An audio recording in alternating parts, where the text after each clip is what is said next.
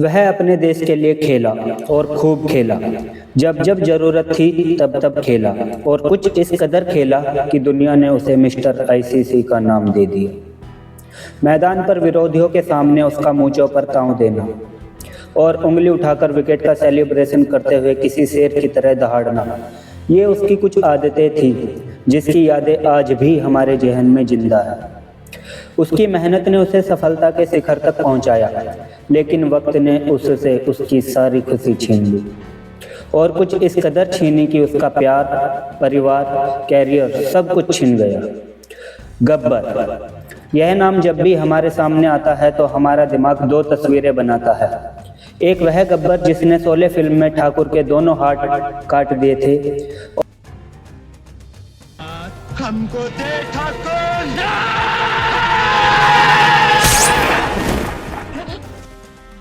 और एक वह गब्बर जिसने अपने टाइम में दुनिया के हर गेंदबाजों के पर काट दिए थे। रणजी ट्रॉफी का एक मैच खेला जा रहा था और सिली पॉइंट पर एक लड़का फील्डिंग कर रहा था और जब विपक्षी टीम के बल्लेबाजों के बीच एक बड़ी साझेदारी हुई तो उस लड़के की टीम के सभी खिलाड़ियों में मायूसी छाने लगी। तब वह सिली पॉइंट से चिल्लाया, बहुत ही याराना है सुअर के बच्चों। उस लड़के के मुंह से शोले फिल्म का यह डायलॉग सुनकर सभी खिलाड़ी ठहाका मारकर हंसने लगे। वह लड़का जिस टीम से खेल रहा था उस टीम के कोच विजय दहिया थे और यह घटना विजय दहिया की आंखों के सामने ही घटी थी और उसी दिन से कोच विजय दहिया ने उस लड़के का नाम गब्बर रख दिया और वह लड़का कोई और नहीं बल्कि अपने शिखर धवन ही थे। साल था 2004। बांग्लादेश में खेला जा रहा था अंडर 19 वर्ल्ड कप और पूरे क्रिकेट वर्ल्ड की निगाहें 18 साल के एक लड़के के ऊपर आकर अटक गई थी। उस लड़के ने मैदान पर आते ही हर गेंदबाज के ऊपर square cut, upper cut, hooks और भी कई तरीके के क्रिकेटिंग शॉट मारे, जिसे देखकर यह लग रहा था कि मानो अब भारतीय क्रिकेट को एक नया उभरता हुआ सितारा मिलने वाला है। यह लड़का कोई और नहीं बल्कि शिखर धवन ही थे। शिखर धवन ने 2004 के अंडर 19 वर्ल्ड कप में कुल 7 मैच खेले, 84 के एवरेज और 93 के स्ट्राइक रेट से कुल 505 रन बनाए और इस वर्ल्ड कप के टॉप स्कोरर रहे। अपनी 7 पारियों में शिखर ने 3 शतक और एक अर्धशतक लगाकर क्रिकेट जगत में सनसनी मचा दी थी। इसके बाद रणजी में दमदार पारी की बदौलत और लिस्ट ए में खतरनाक परफॉर्मेंस के बदौलत 20 अक्टूबर 2010 को शिखर धवन का ऑस्ट्रेलिया के विरुद्ध ओडीआई डेब्यू हुआ। इस डेब्यू के साथ ही साल 2010 में भारत का यह सितारा विश्व फलक पर अपने कदम रख चुका था और यह साल 2010 ही था जो शिखर धवन की जिंदगी की एक अलग कहानी लिख रहा था, जिस कहानी का अंत और अंजाम दोनों ही बहुत दर्दनाक होने वाला था। यह वह दौर था जब सोशल मीडिया समाज में अपनी जड़ें जमा रहा था। हर लड़का और हर लड़की इसी सोशल मीडिया के जरिए नए नए दोस्त और नए नए प्यार की तलाश में घंटों अपने समय को बर्बाद कर रहे थे। यह वह दौर था जब हम अपने परिवार को कम और सोशल मीडिया को ज़्यादा समय दे रहे थे। बिना कुछ देखे लोगों को पिक और प्रोफाइल देखकर प्यार हो रहा था और चैट के माध्यम से पूरी ज़िंदगी साथ जीने और मरने के वादे किए जा रहे थे। इसी दौर में फेसबुक की स्क्रॉलिंग करते समय शिखर धवन की नज़र एक लड़की के प्रोफाइल पर पड़ी। उस लड़की का चेहरा देखते ही शिखर धवन की नज़र उस लड़की पर ठहर गई। उस लड़की का नाम था आयशा मुखर्जी और वह लड़की भारत के स्टार स्पिनर हरभजन सिंह की म्यूचुअल फ्रेंड थी। मूलतः पश्चिम बंगाल की रहने वाली यह लड़की फिलहाल ऑस्ट्रेलिया में रह रही थी और पेशे से यह लड़की एक किक बॉक्सर थी। आयशा मुखर्जी के पिता बंगाली हिंदू है और मां ब्रिटिश ईसाई है। खैर, भज्जी के म्यूचुअल फ्रेंड लिस्ट में देखकर शिखर धवन ने इस लड़की को फ्रेंड रिक्वेस्ट सेंड कर दी थी। यह धवन की पहली नज़र का प्यार था और वक्त की नज़र में धवन की सबसे बड़ी गलती थी, क्योंकि साल 2010 तक धवन किसी परिचय के मोहताज तो थे नहीं, क्योंकि रणजी के रिकॉर्ड्स और मीडिया रिपोर्ट्स बता रही थी कि धवन आने वाले समय में भारत के स्टार बल्लेबाज थे। इसलिए शिखर धवन की फ्रेंड रिक्वेस्ट को आयशा मुखर्जी की तरफ से तुरंत एक्सेप्ट कर लिया गया। दोनों के बीच बातचीत का सिलसिला शुरू हुआ और बातों ही बातों में पता चला आयशा मुखर्जी पहले से ही एक तलाकशुदा महिला है जिसकी 2 बेटियां भी थी। शिखर धवन से हुई बातचीत से पहले आयशा मुखर्जी ने एक ऑस्ट्रेलियाई बिजनेसमैन से शादी की थी। लेकिन आयशा मुखर्जी के प्यार में पागल अपने सीधे साधे शिखर धवन को इन सब बातों से कोई फर्क नहीं पड़ा और साल 2012 में शिखर धवन ने बिना दुनिया की परवाह किए बिना एक तलाकशुदा महिला, 2 बेटियों की मां और अपने से 10 साल बड़ी आयशा मुखर्जी से शादी कर ली। लेकिन उस वक्त धवन को कहां पता था, धवन ने अपने लिए जिंदगी नहीं बल्कि जिंदगी के लिए कांटे चुने। खैर 14 मार्च 2013 को शिखर ने अपना टेस्ट डेब्यू किया। सचिन ने धवन को टेस्ट कैप दी और जब धवन ने इस टेस्ट मैच में बल्लेबाजी प्रारंभ की तो पूरी दुनिया देखती रह गई। शिखर धवन ने ऑस्ट्रेलिया जैसी खतरनाक टीम के खिलाफ सिर्फ 85 गेंद पर अपना शतक जड़ दिया था और एक डेब्यूटेंट द्वारा सबसे तेज टेस्ट शतक का रिकॉर्ड अपने नाम कर लिया था और 174 गेंद पर 187 रन बनाकर भारत के किसी भी डेब्यूटेंट द्वारा बनाया गया निजी स्कोर का रिकॉर्ड अपने नाम करके इतिहास में अपना नाम दर्ज कराया।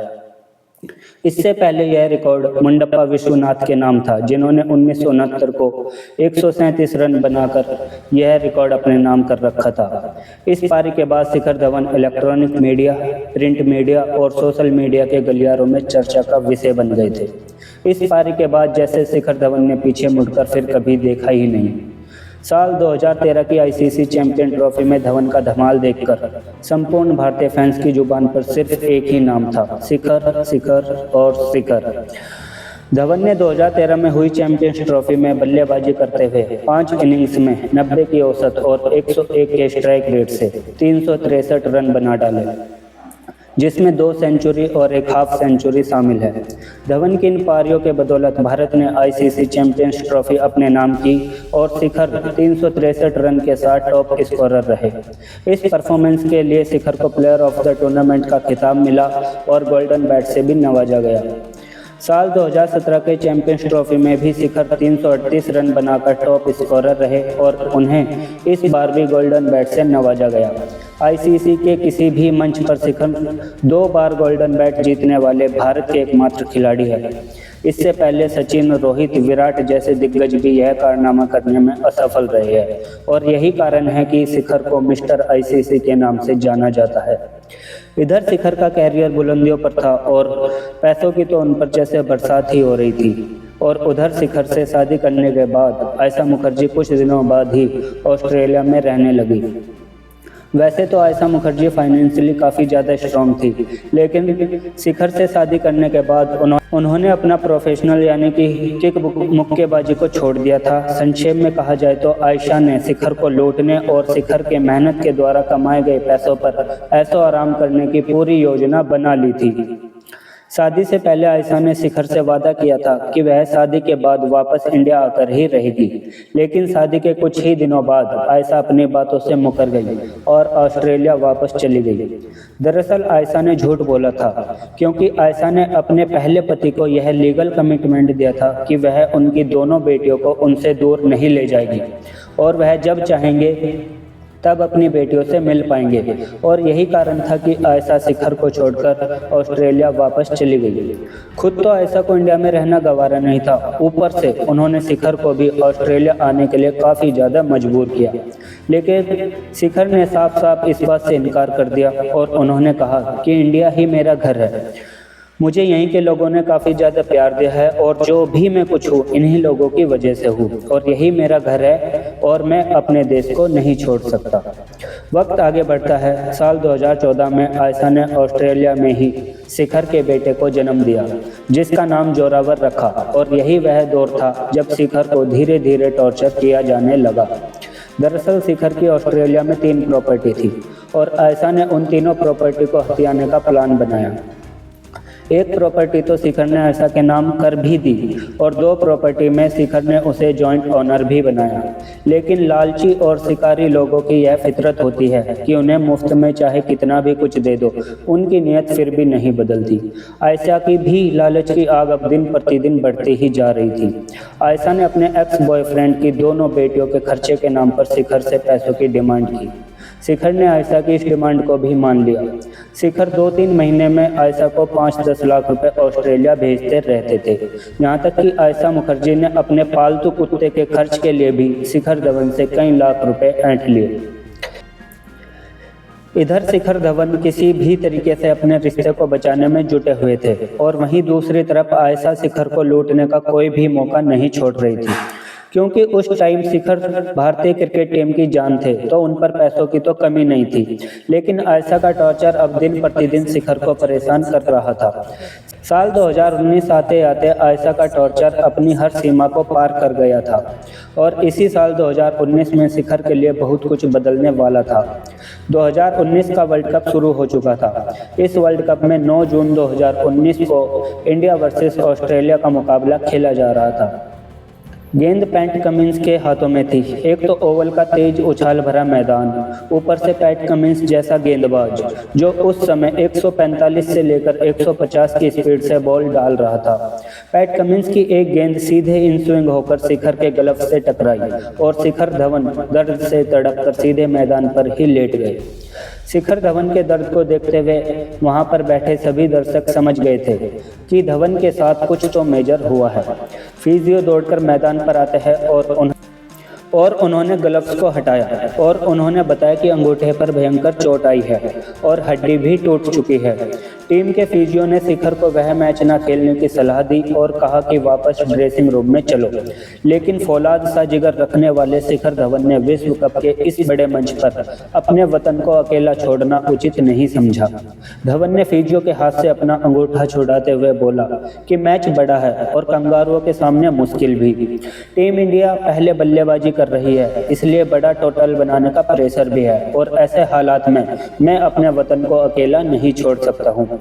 धवन की यह बातें सुनकर टीम के फिजियो को समझ में आ गया था कि यह भारत का योद्धा है। अंगूठा भले ही टूट गया हो, लेकिन इरादे अभी भी अटल है। टीम के फिजियो ने शिखर को पेन किलर दिया और शिखर ने टूटे अंगूठे के साथ बल्लेबाजी करना प्रारंभ किया। और जब यह बात भारतीय फैंस को कमेंट्री द्वारा पता चली तो भारतीय फैंस का सीना उस शिखर के लिए गर्व से चौड़ा हो गया। शिखर धवन ने उस मैच में अपने टूटे अंगूठे के साथ बल्लेबाजी करते हुए 109 गेंदों पर 117 रन की एक बेहद शानदार पारी खेली और शिखर धवन की इसी पारी के बदौलत भारत ने 352 रन बनाए और कंगारुओं को 36 रन से इस मैच में शिकस्त दे दी। अपने उस अंगूठे की चोट के कारण शिखर धवन इस वर्ल्ड कप से बाहर हो गए और शायद यही सबसे बड़ा कारण भी था कि भारत सेमीफाइनल में पहुंचकर भी वर्ल्ड कप से बाहर हो गया था। अगर शिखर धवन अपने टूटे हुए अंगूठे के कारण इस वर्ल्ड कप से बाहर नहीं हुए होते और अगर शिखर धवन उस दिन न्यूजीलैंड के खिलाफ खेल रहे होते तो भारत का टॉप ऑर्डर न्यूजीलैंड के विरुद्ध इस तरीके से तो धराशायी नहीं होता, क्योंकि आईसीसी टूर्नामेंट आते ही शिखर धवन एक अलग प्रकार के खिलाड़ी हो जाते थे। क्योंकि अभी तक जितने भी आईसीसी ओडीआई टूर्नामेंट हुए हैं उनमें शिखर धवन का एवरेज दुनिया के किसी भी बल्लेबाज से ज़्यादा का है, चाहे वह विराट कोहली हो, रोहित शर्मा हो, सचिन तेंदुलकर हो, विवियन रिचर्ड्स हो या फिर सईद अनवर हो या फिर दुनिया का कोई भी बल्लेबाज हो। आईसीसी टूर्नामेंट में इन सब का प्रदर्शन शिखर धवन के मुकाबले हमेशा कम ही रहा है। खैर 2019 के इस वर्ल्ड कप के बाद से शिखर धवन को टीम इंडिया से दूर रखा जाने लगा। शिखर के वैवाहिक जीवन का ग्रहण अब शिखर के करियर पर भी पड़ने लगा था। उधर आयशा मुखर्जी की डिमांड दिन प्रतिदिन बढ़ती ही जा रही थी। आयशा ऑस्ट्रेलिया में मौजूद सभी प्रॉपर्टी की पूरी ऑनर बनाने के लिए शिखर धवन पर मानसिक दबाव डालने लगी और इस दबाव से तंग आकर हमेशा मुस्कुराने वाला गब्बर अब तनाव में रहने लगा था। सिर्फ एक औरत ने शिखर की जिंदगी की सारी खुशियों पर ग्रहण लगा दिया था। अब शिखर को अपनी गलतियों का एहसास होने लगा था। इस शादी के लिए शिखर के घर वालों ने शिखर को मना किया था, लेकिन शिखर की जिद और शिखर की खुशी के लिए उनके घर वालों ने शिखर की यह बात भी मान ली थी। अपने माँ बाप की इच्छाओं के विरुद्ध और बॉर्डर की सरहदों को पार करके शिखर ने जिस औरत को अपना हमसफर बनाया था, उस औरत ने अपने लालच की हर सीमाओं को पार कर दिया था। अब शिखर धवन को भी उस लालची औरत की महत्वाकांक्षा और उसके इरादे समझ आ रहे थे। लिहाजा 2021 में शिखर ने उस लालची औरत से अलग होने का निश्चय किया। इस म्यूचुअल डाइवोर्स के बदले उस लालची औरत ने शिखर से 13 करोड़ रुपए और ऑस्ट्रेलिया की वह तीनों प्रॉपर्टी अपने नाम करने की बात कही और इस मानसिक और आर्थिक प्रताड़ना से तंग आकर शिखर ने 2023 में अपने डाइवोर्स की अर्जी देकर इस लालची औरत से अपने संबंधों का अंत कर दिया। इधर टीम इंडिया में शिखर की जगह शुभमन गिल को दे दी गई और शिखर ने एक शब्द तक नहीं कहा। हमेशा मुस्कुराता हुआ यह बल्लेबाज उस समय भी मुस्कुरा ही रहा था। हालांकि उस मुस्कुराहट के पीछे वो तमाम दर्द और आंसू छिपे हुए थे जिसे समझने की कोशिश शायद किसी ने नहीं की, ना शिखर की बीवी ने, ना टीम इंडिया ने और ना ही बीसीसीआई ने। वक्त ने एक झटके में शिखर से सब कुछ छीन लिया था। शिखर का प्यार, परिवार, कैरियर और यहाँ तक कि शिखर के चेहरे की खुशी भी।